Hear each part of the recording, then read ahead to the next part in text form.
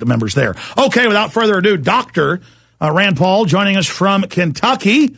And he's going to be traveling around the country soon. We're syndicated nationwide and now on XM, so folks everywhere should go to these fundraisers he's going to be having. Rand Paul, great to have you here, sir. Good to be with you, Alex.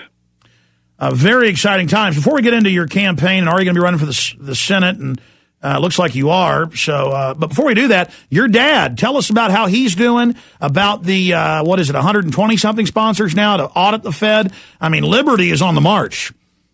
I think the Audit the Fed bill is really, really exciting, and it's a real example of how our movement is not just a protest movement anymore, that we're actually going to get something done in Congress, hopefully. Actually, over 160 co-sponsors now. It's virtually guaranteed that it will get a vote in committee. They haven't scheduled the committee meeting yet, but Barney Frank is the chairman of the committee, and he's agreed to hold hearings. And what I've heard is that if it passes in committee, there's a very good chance it can pass on the floor. And this is a good first step towards opening the transparency of what goes on at the Federal Reserve. What's amazing is they've increased their balance sheet or their asset sheet by $2 trillion. You know, we talk and complain about the $1 trillion stimulus and the $1 trillion bank bailout. The Federal Reserve increased their asset sheet by $2 trillion, and nobody got to vote on it, and nobody even gets to know where the money's spent. So it's about time we opened up the books of the Fed. It certainly is. A lot of people said, oh, look, Ron Paul lost. What a waste. And I said, wait a minute. Revolutions always take time. The number one new movement on campuses starting to overshadow the phony liberals and phony conservatives is the libertarian Ron Paul Patriot movement. He was just a focal point of that. All this investment in time and energy is just going to continue to grow. And now everybody has seen that and are more heartened than ever and have learned the lesson that this isn't going to be instant gratification. This is like planting crops. A lot of work comes into it, but before you know, you're bringing in that harvest. And it's going to be the same with your Senate campaign. And I pray, just like we pushed your dad to run for president, I pray that you will, after you're done exploring this, do it. Because it's so important to just launch more torpedoes at the enemy. And I see you as a very important torpedo, not just because of your father's name, but your great education, your patriotic stance, your activities in Kentucky, your history of liberty. I think you're the man for the job, and you're a weapon we need to use against the New World Order.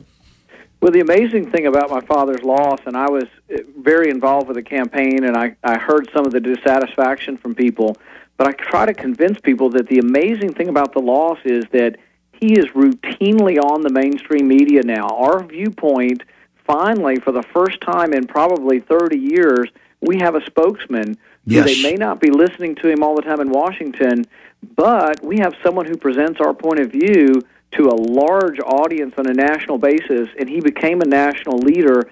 And there's something quirky about the media in the sense that you can be a regional person, a congressional candidate, or congressman, but then when you take that next step up to the national level, all of a sudden everybody wants to know your opinion.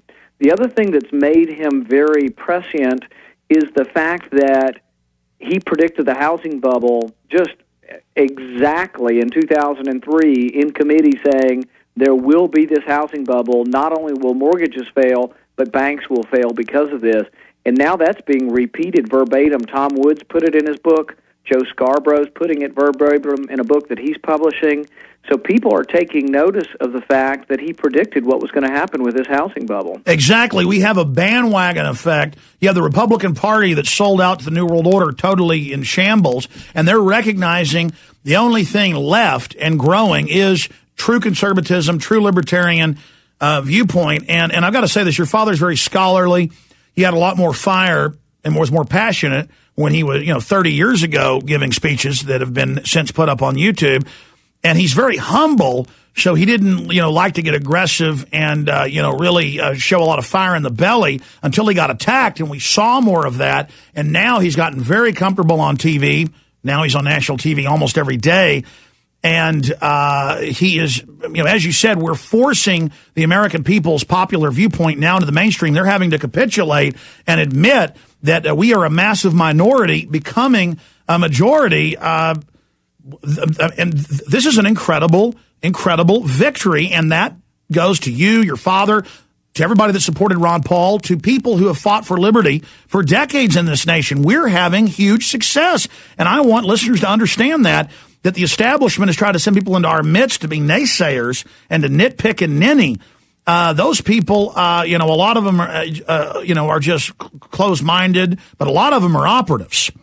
Right, and you mentioned going beyond sort of the right-left paradigm. This is what I tell people about if I can win a primary and get into a general election, is that I don't think you have to sell your message out and just become a Democrat when you win the primary to attract Democrats.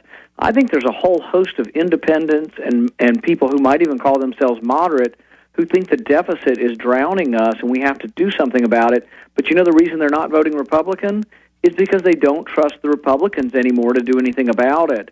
So we have to bring back some believability. You know, as I'm going to be running as a Republican, we need to bring back believability to the Republicans and say we do believe in in reducing the deficit and cutting spending and doing the things that we talked about for many years but never did once we got in power.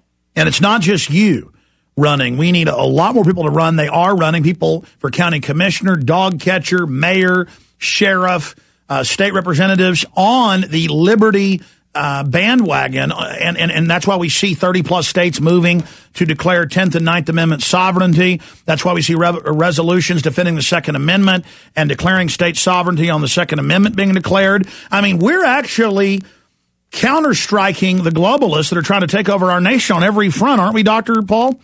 Well, and I think 2010 could be a big year because just historically there's a backlash a lot of times against presidents.